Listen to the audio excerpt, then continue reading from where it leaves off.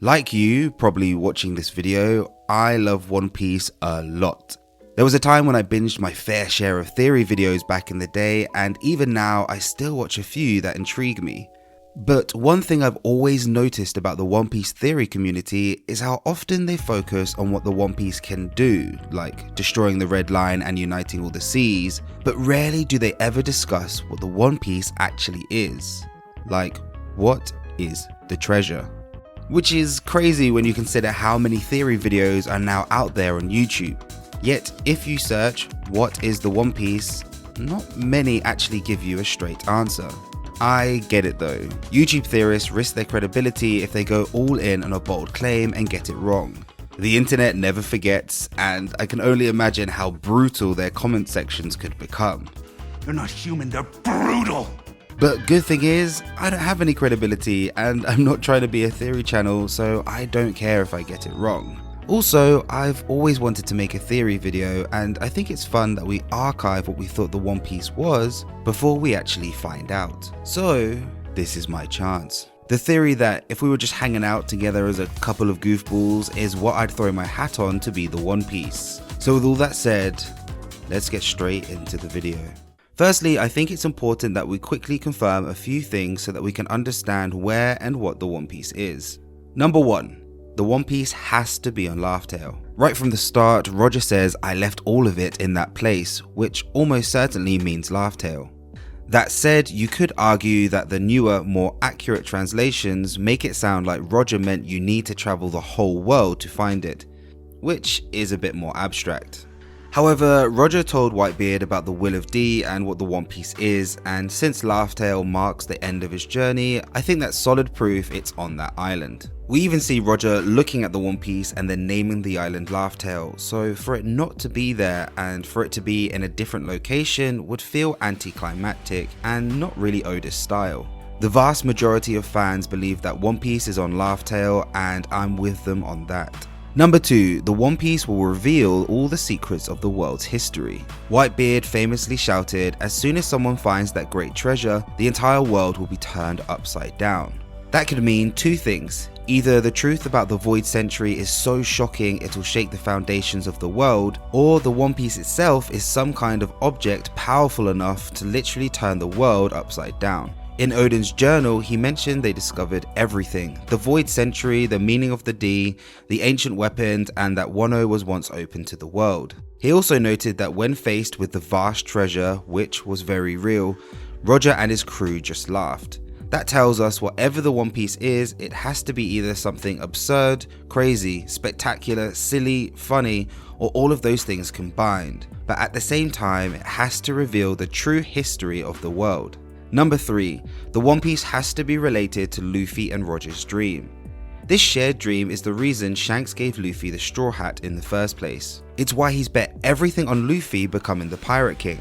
The fact that Oda still hasn't revealed the exact words of that dream heavily implies to me that if he did, it would be too much of a direct clue on what exactly the One Piece is. So to conclude, the One Piece is on Laugh Tale. It must reveal the true history of the world, the Void Century, the ancient weapons, and the Will of D. It's something that caused Roger and his entire crew to laugh at when they saw it. And finally, it has to be connected in some way to Luffy and Roger's shared dream. Now, I'm not going to be like those other theory channels and try to keep you with endless suspense. No, I'm just going to tell you now. I think the One Piece is a UFO, specifically a flying saucer. Yes, I know, ladies and gentlemen, I told you this was a dumb theory. But what if it's so dumb that there's actually some method to the madness? Let me explain. UFOs aren't a modern concept in Japan. Back in 1803, there was a strange and fascinating case known as the Utsuro-Bune, which literally means hollow ship. Link in the description below. The story goes that fishermen off the coast of Hitachi province discovered a bizarre saucer-shaped craft drifting in the sea.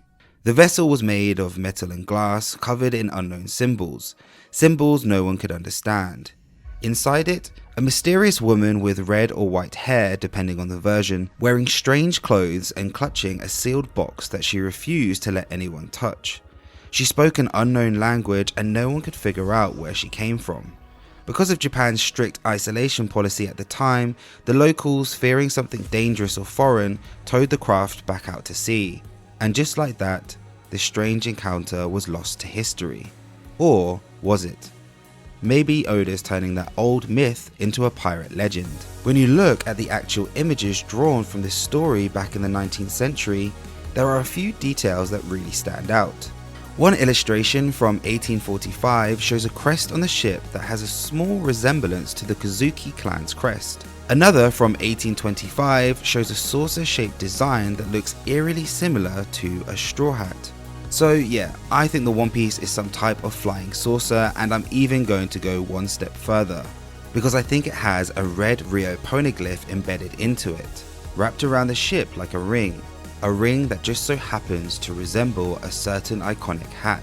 So let's talk about that for a second, the straw hat. It's one of the most important and central symbols in One Piece, yet no one ever asks the obvious question: why a straw hat? Why not a pirate hat, a baseball cap, or a bandana? Why has this one specific item been passed down from Joy Boy to Roger to Shanks to Luffy? Well, I think the straw hat is more than just a symbol of inheritance. I think it's actually meant to resemble the One Piece itself. So here's my scrambled short theory. The D-Clan were a spacefaring people, explorers from the moon or beyond, and they arrived or crash landed on the One Piece world in a flying saucer. A piece of ancient advanced technology that looked so strange and otherworldly to the people of the past, they made straw hats to imitate the vessel as a peace offering to honor these space voyagers as they shared their technology. The hat became a symbol of unity, freedom, and friendship. And there's precedence for this too. Remember when Emu stared at that massive frozen straw hat in the vault like it was some kind of long lost artifact? That moment confirmed two things. There's more than one of these hats in the world, and they clearly hold some deep hidden meaning. Think about the recent introduction of all the sci-fi elements into the series. Vegapunk's Egghead arc went full science fiction. We've seen an ancient robot head, mechs, and weapons far ahead of their time. What if the D-Clan's tech was so advanced it looked like magic, the same way Vegapunk's inventions do to most of the world? So it's not too far-fetched for the One Piece to be some type of future tech. Also, there's something I've always struggled with. In Oden's journal, he wrote that they discovered everything: the Void Century, the meaning of D, the ancient weapons, and the truth about Wano's past. Combine that with Robin's belief that the Rio poneglyph holds the entire true history of the world, that's a lot of information to be carved into a single stone. Which makes me think the Rio poneglyph can't just be a block, it has to be bigger, wider, maybe even a structure. And for me, I think it's a red ring of stone wrapped around the flying saucer, one that just so happens to resemble Luffy's straw hat, a story etched into the ship itself, containing the most incredible tale ever told. But let's just put a plug in that for a moment and discuss Luffy's dream.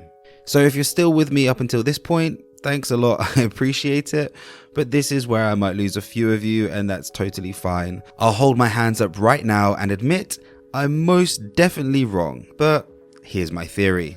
I think Luffy's dream, the one he told Ace, Sabo, and later his crew, is that he wants to travel to space. Like straight up, I want to be a space explorer. And I get it. You can attach all kinds of possibilities to whatever he said to his crew. Maybe he said, I want to throw the world's biggest party, or I want to make sure that no one in the world ever goes hungry again. And honestly, those are both valid ideas. This scene leaves a lot of room for interpretation. But here's where I want to dig a little deeper. Not into the words, but into how everyone reacts. There's something in their shock. It's not admiration, but wide-eyed disbelief. The kind of reaction you get when someone says something so outrageous, so wild, so out there, pun intended, that you just have to laugh, but you're also kind of moved at the same time. And there are these little visual hints too. Right before Luffy reveals his dream, he flops down on the deck, lying on his back, eyes gazing up at the sky, almost like he's looking directly at his dream of traveling to space. And right as he says, I wanna, the Thousand Sunny is shown from a rare angle tilted upward, almost like it's pointing towards the stars as well. In the manga, we see that the Sunny itself reacts to Luffy's dream. Maybe it's shocked because it knows it will have to travel to space or be left behind. Zoro and Jinbei are shocked because it's so ridiculous. Nami looks scared because everything Luffy says always comes true and she knows that she'll have to be the one to navigate him through the stars. Brook laughs. Usopp is caught between awe and disbelief. Frankie, the shipwright, loves it because for a man who lives to build ships, the idea of something that could sail through space, wouldn't that be perfect? Sanji jokes that Luffy needs his head checked, Robin is stunned and Chopper is amazed. Usopp continues to say, "Come on, you know that's not possible." Luffy just shrugs it off and replies, "Maybe it is once I'm the king of the pirates." Robin then asks how Ace, Sabo and Shanks reacted. Luffy says they all laughed and that Shanks even had a tear in his eye, which we'll get to later. Jinbei goes, "Well, now that I'm here on this ship, I guess I've got to take it seriously. This is quite a captain I've saddled myself with." Chopper, his eyes turn into stars. You know that look he gets when he sees something futuristic or robot related. And Nami says, "It does sound like you," which, if you think about it, is true. Remember when Luffy told Rayleigh what being the king of the pirates meant to him? It wasn't to rule the seas. To him, it meant being the freest person in the world. So what would be the perfect treasure for Luffy? The perfect symbol of freedom? How about a ship that can go anywhere? A flying saucer with an endless adventure?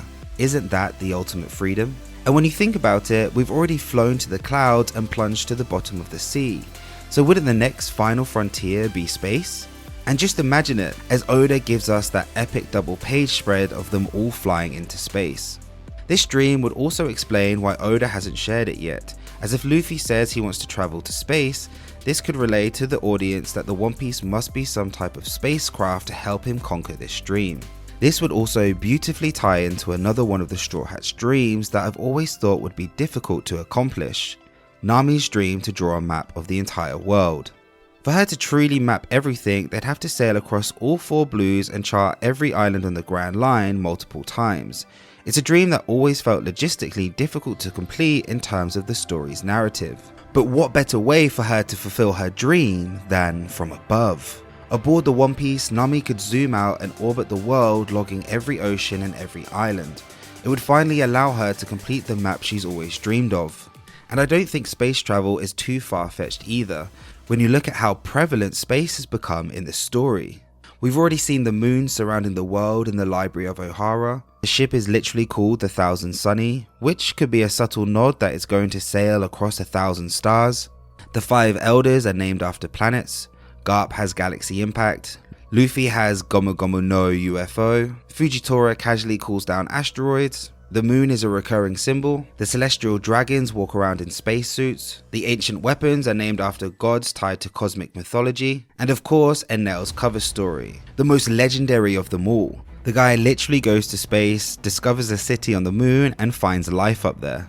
Which brings us to Enel's cover story, where we get confirmation of space pirates, complete with their own Jolly Rogers. Why do space pirates have Jolly Rogers in the first place? Where did their advanced technology come from? There's even a pirate-like spaceship and a secret long-lost city. It begs the question, could there be other moons or planets with civilizations out there, waiting to be discovered? And then there's those infamous images, with Enel staring at 2 ancient murals. These were at the center of old fan theories back in the day, but I want to focus on just one detail, the ship. When you flip it upside down, the ship looks like a straw hat, or more precisely, a flying saucer. And the reason I personally subscribe to the theory that the One Piece is a UFO shaped like Luffy's straw hat is because it would completely recontextualize the entire story. The eye in the One Piece logo, Luffy's silhouette, topped with his iconic hat, suddenly looks like a typical UFO. Maybe we've been looking at the One Piece this whole time. The first treasure introduced to us was Luffy's straw hat, and the last treasure might be the thing that inspired it, giving us a perfect circular ending. Every time Luffy gets serious and puts on his straw hat, it wouldn't just be a cool looking moment. It becomes the symbol of freedom, of adventure, of him fighting for his dream. And thinking back to Whitebeard's last speech when he said, "Someone will appear, carrying the history of all those decades on his back, and challenge this whole world to a fight." And what's on Luffy's back nearly every step of the way? His straw hat, with that red ring embodying the Rio poneglyph containing the true history of the Void Century. His hat would then not just become a symbol of freedom, but also a symbol of truth. Now let's turn our attention to the location of Laugh Tale. Like so many others that have speculated before me, it could be in a number of places. Long Ring Longland, it could be hidden away in the massive hole beneath Ennis Lobby, somewhere around Reverse Mountain, which literally has an X marked on it. Maybe the water current that pulls ships up leads to a secret entrance, or maybe even a secret exit. Could it be hidden somewhere around Jaya, or deep within the Florian Triangle, guarded by those mysterious shadowy figures? If I had to guess, I'd say Laugh Tale is an island located beyond Lodestar. Roger clearly stated that all the log poses stopped working once they reached there, which tells us that no pirate can naturally sail past this point. That also means that no one has ever made a full completed circle of the Grand Line. No one except Roger. And that's exactly what made him the Pirate King. So here's how I think it works.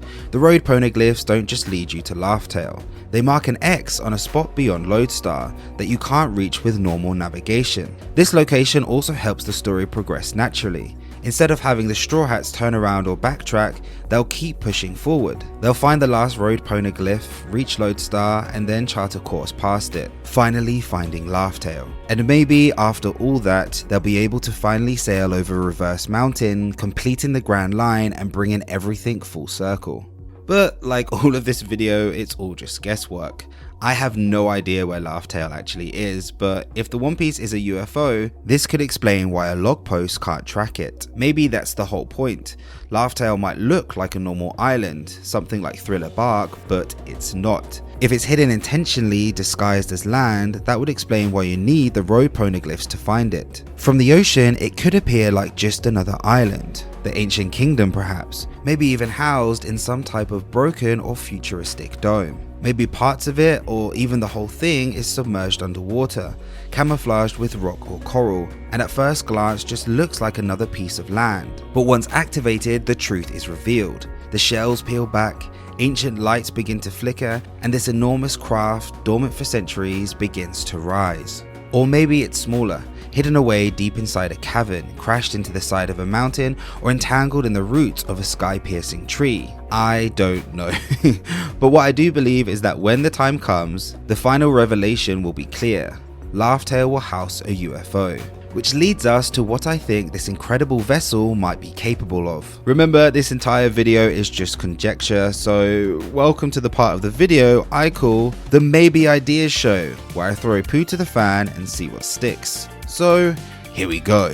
If the One Piece is a space vessel, it would have to be self-sustaining and have technology from out of this world. And if we assume that Joy Boy had awakened the Nika fruit, then it's not a stretch to presume that this UFO might have some of the most insane, wacky, incredible, and downright outrageous designs and powers to it. Maybe the spacecraft is made out of solid gold, or maybe it's made out of sea stone. Maybe it has a tractor beam that can create things like wacky islands. It could have some gravity or magnetic powers that could move these islands, or maybe it has the ultimate power to destroy something like the Red Line. Or maybe it can do all of these things depending on the user's will.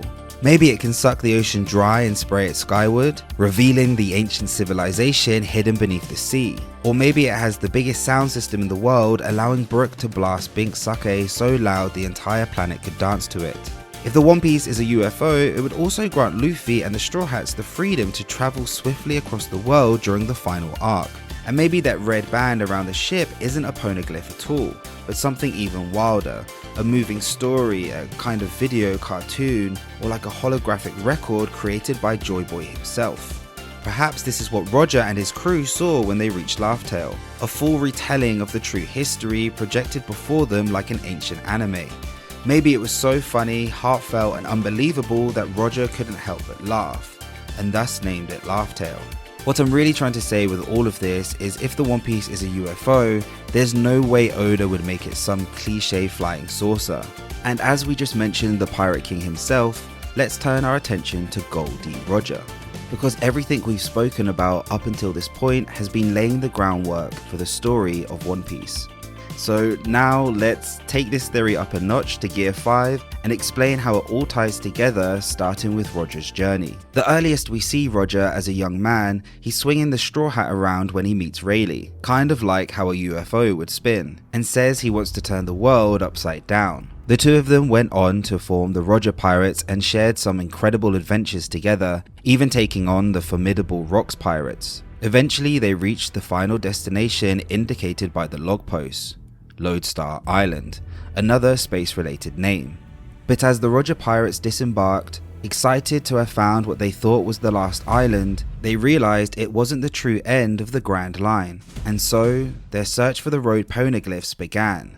However, unable to read them, they set out to find someone who could. And after finally finding Odin, Roger revealed his dream, which I believe was also to travel to space. It would explain why Whitebeard burst out laughing and said, "Are you a kid or something?" And for someone like Odin, who came from a closed-off country and whose big dream was just to explore the world, hearing someone say his dream is to explore the galaxy would of course leave him speechless.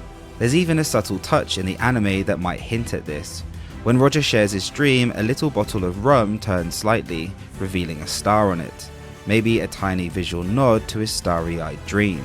After this, Roger and his crew finally reached Laugh Tale and discovered the One Piece, a flying magical saucer. There they either read or watched Joy Boy's tale, where he revealed the ancient prophecy depicted on Elbaf's mural. And it was at this moment the true secret of the One Piece was revealed. It can only be activated or powered by the Drums of Liberation, which of course now beats inside Luffy. And like all great pirate legends, the X marks the spot, meaning that the true treasure needed to unlock the One Piece is Luffy's heart. The treasure, shaped like Roger's own straw hat, alongside Joy Boy's wacky history lesson, revealed the harsh truth to him that he wouldn't be able to complete his dream of flying into space. This combination is what made him laugh, a truly bittersweet moment for him and his crew. Hence, when Roger returned to see Shanks, Odin says they spoke and Shanks began to cry. I believe Shanks was already aware of Roger's dream to travel to space, but hearing that Roger wouldn't be able to fulfill it before his death broke his heart. Yet, Roger didn't leave him empty-handed. He gave Shanks a cryptic parting message. Find the Gum Gum fruit, awaken its true power, and then head to Laugh Tale yourself. This is why Shanks had such a sudden change of heart when he and Buggy parted ways. He told Buggy he wouldn't be going after the One Piece just yet. Not because he didn't care, but because he had something important to do first. Find the fruit and unlock its hidden potential. Shanks then spent his life searching for the fruit, which, of course, he eventually found. Even the people on the ship questioned why he was attacking. After all, there was no treasure, just a fruit that turns you into rubber. But Shanks knew its true meaning, which brings us back to chapter 1. Shanks, having acquired the fruit, was either keeping it for himself or looking for the right person to eat it on his behalf. Then, by accident, Luffy ate it. We know sometime after this, Luffy shared his dream with Shanks that he wants to travel to space, and this is why it made him cry. It was the same dumb, childish dream that Roger spoke of. It was in that moment Shanks realized Luffy was destined to become the next Pirate King. Knowing Luffy would have to awaken the fruit's true power to unlock the One Piece, Shanks challenged him, fully aware that to claim the title, Luffy would have to face the strongest pirates in the world and force his devil fruit to awaken. And that's exactly what he did, embarking on the most incredible adventure that led him to the strongest beast in the world, Kaido, where he finally awakened his devil fruit. This would also explain why in Wano, after Shanks sees Luffy's wanted poster showing his new awakened fruit, he calmly sits down, drinks his sake, and tells Beckman it's time to claim the One Piece, where Shanks will be waiting for Luffy at Laugh Tale, either to help him claim it, or maybe to steal it for himself. I'll let you be the judge of that. And to end this section, it would also perfectly explain Roger's opening words in the story, my treasure, why it's right where I left it, which would be true. The One Piece is his treasure, he just wasn't the right person to use it. So instead he started the pirate era, hoping to inspire the right person to find it.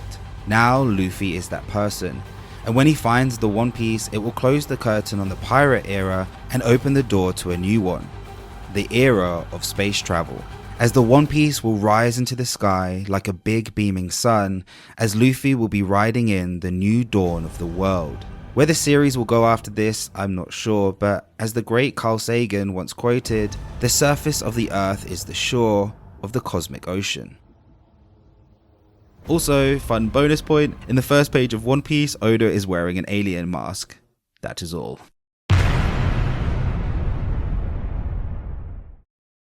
Thanks for watching. I want to say that I have loads of criticisms for this theory, but honestly my biggest criticism is that Oda is a genius and I don't think my small little mind could even imagine what he has cooked up for the One Piece. He could reveal something next week that completely destroys my theory, but isn't that the fun and the reason we love this series so much? The imagination from the community is what makes One Piece so special. So again, thank you for watching. I really hope you enjoyed this one as I had an absolute blast putting it together. This is probably the only theory video I'll ever make and it's something I've always just wanted to try. Going forward, I'll be making more One Piece content plus videos on other anime and manga I love. And if you had fun watching, please do your boy a favor and like the video, subscribe to the channel, and I'll catch you on the next one.